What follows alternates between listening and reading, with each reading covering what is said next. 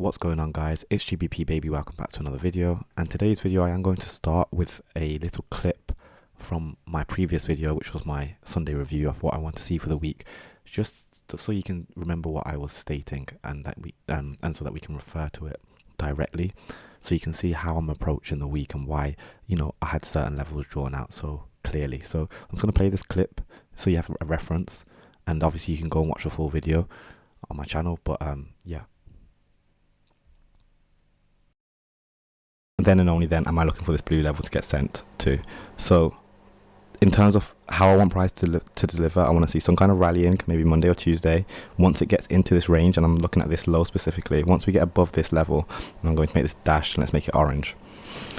Once we get above there, I'd want to see price start to weaken, and then I'd want to be looking for shorts above there on dollar, longs on the pairs to trade on lower, and start looking to trade towards this blue level. So pretty simple in my expectation. So that's all I wanted to show and draw your attention to. Let me just quickly get rid of that. And the reason I wanted to draw your attention to that was because this rallying that we saw happen earlier this week is what I was waiting for. So yes, we dropped off the back of Monday. As in Monday opened, we traded lower towards the range which I originally targeted. And then you saw we had a very steep reversal on the back of it. And then we hit this same level again.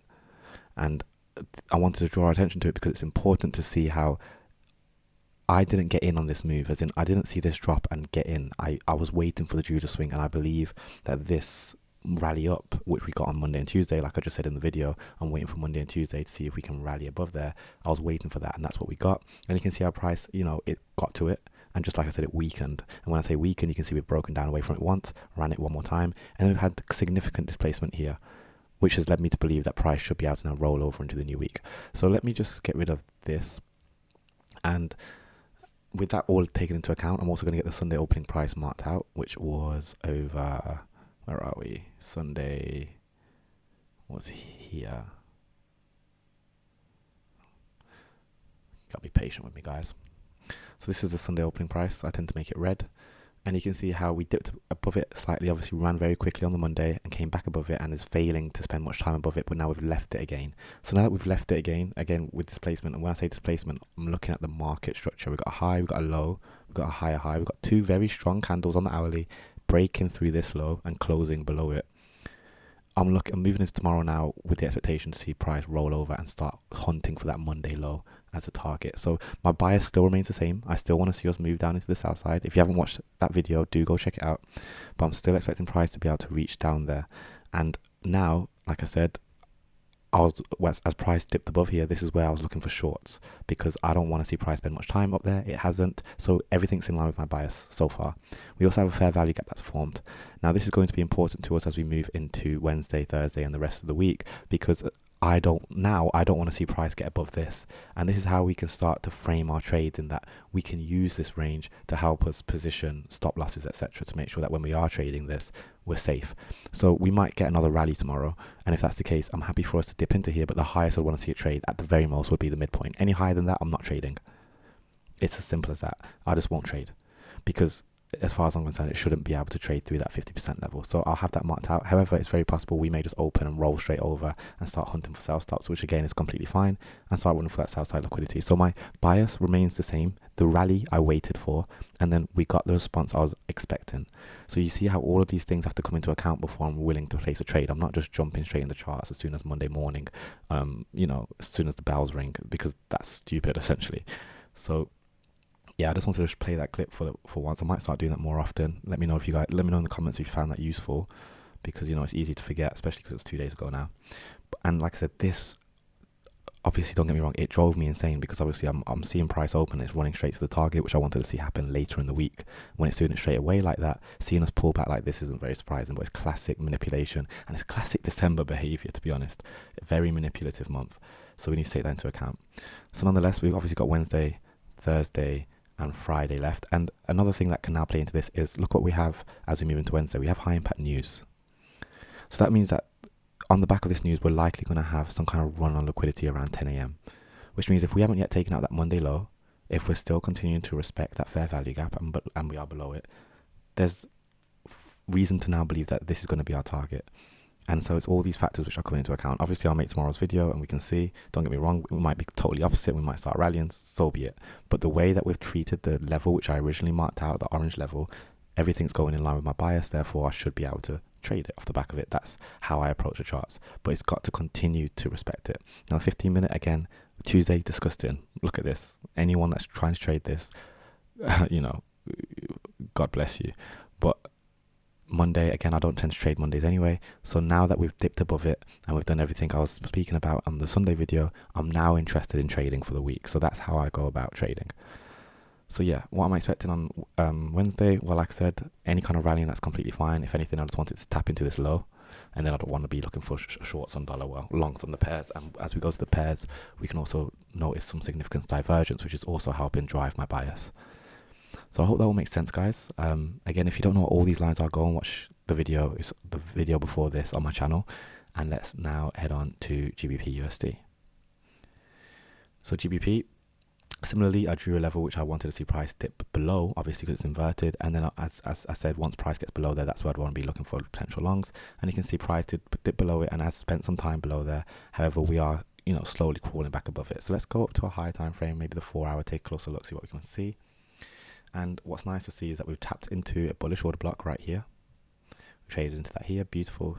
And now we're displacing to the upside. I'm looking at this green up close. I want to see this high get taken ideally. That would make me more confident in my bias. But like I said, there is divergence on our side as well. So I do have my eye set on that as well. And I will get that delineated. Let's make it like a light.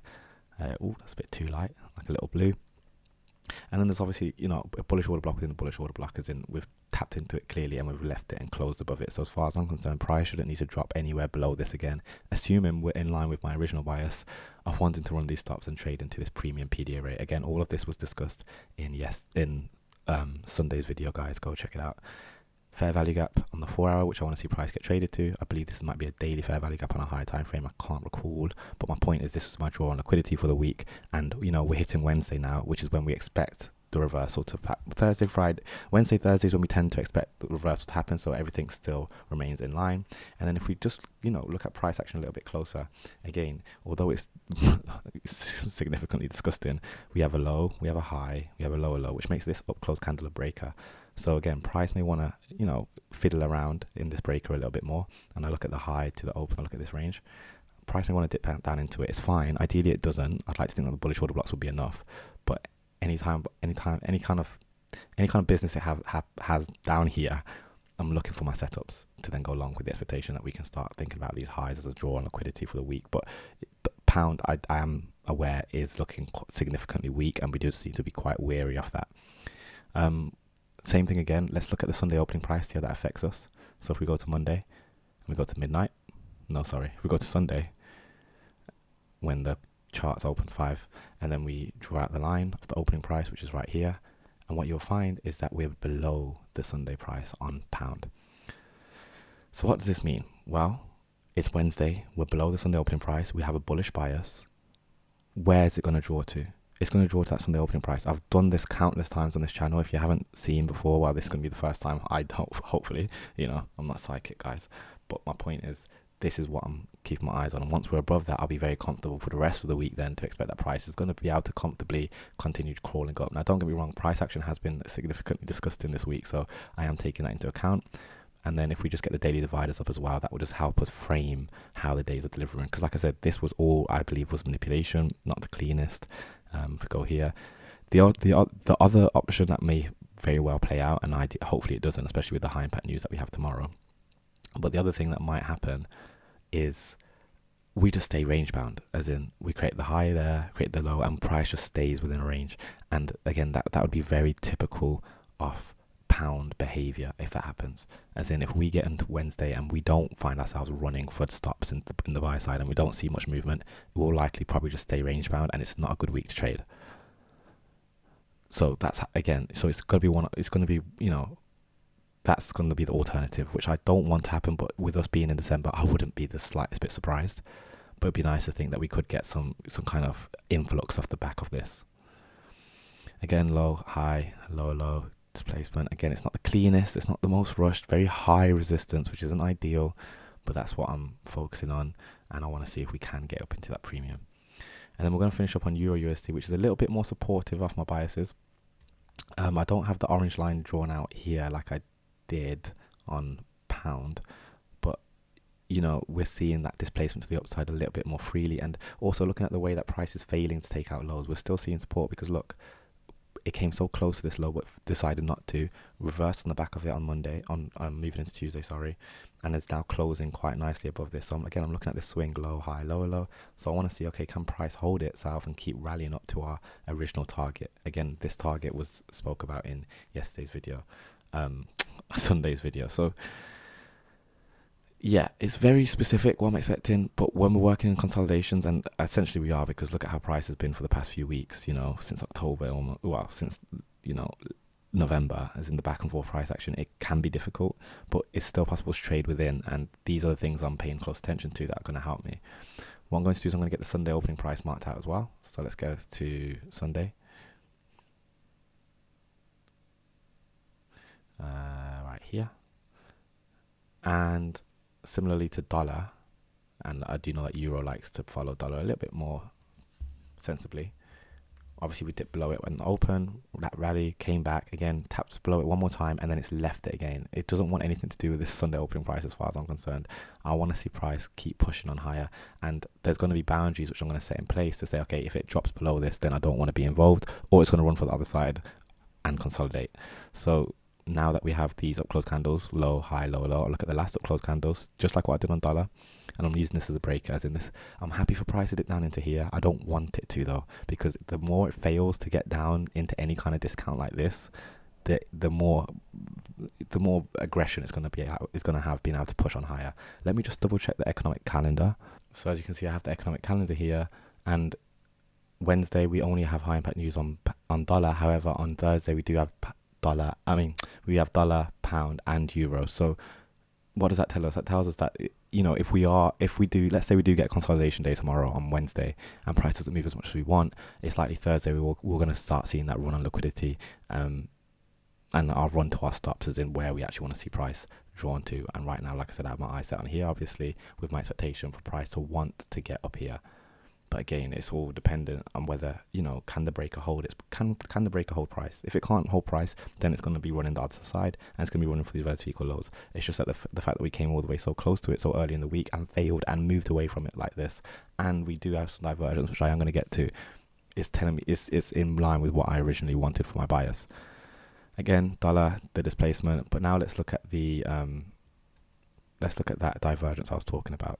So what I'm going to do is I'm going to add GBP USD, and I'm going to add Euro USD, and let me see if I can remember where I found the divergence. So this is what I was paying attention to. If we look at this high and this high on pound, you'll see that pounds ran that high very slightly, but it did run it. And similarly on dollar, oh wait, no, this was the wrong, sorry guys, I'm looking at the wrong thing. Honestly guys, for the life of me, I can't remember what I was looking at before I started this video, which doesn't help. But there was a point of divergence where I found that dollar wasn't doing what basically pound and euro were doing, and that was what was hinting to me, and was supportive of my bias. So that was playing along with my expectation and with my original bias from Sunday's video. Hopefully tomorrow's video I can be more clear on it, but obviously we'll see how we deliver. And remember, as much as I'm, you know, very strong and you know, set in that I want to see price drop lower, if we run past this 50% level of this fair value gap, everything I said just becomes invalid, and I no longer want any involvement. It's as simple as that.